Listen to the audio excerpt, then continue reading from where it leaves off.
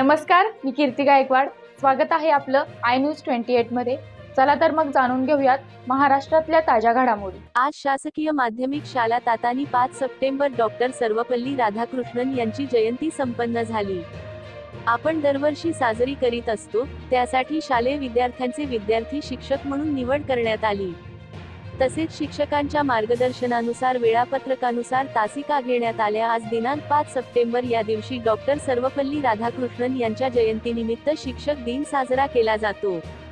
या शिक्षक दिन विद्यार्थी शिक्षकांनी सहभाग नोंदविलेले विद्यार्थी मुख्याध्यापक म्हणून कुमारी विद्या संजय बागुल, मुख्याध्यापक दुर्गा त्र्यंबक पवार, माध्यमिक शिक्षक शीतल एकनाथ दळवी, रवीना दौलत गवळी, अरुण दौलत ठाकरे, अक्षय गणेश ठाकरे, साक्षी प्रकाश पवार, अंजना येशीराम सोनवणे, शकुंतला अभिमान बागुल, दीपाली संजय गांगुर्डे, निलिमा यशवंत देशमुख, विशाल विजय ठाकरे, प्रवीण प्रकाश सोनवणे, अजय काळू देशमुख, गणेश कचरू ठाकरे, रुपाली मनोहर वाघ, गौरव सुनील महाले, अभिमान बागुल, मीरा चौरे, राजश्री बापू जोपले या विद्यार्थ्यांनी शिक्षकाची भूमिका पार पाडले.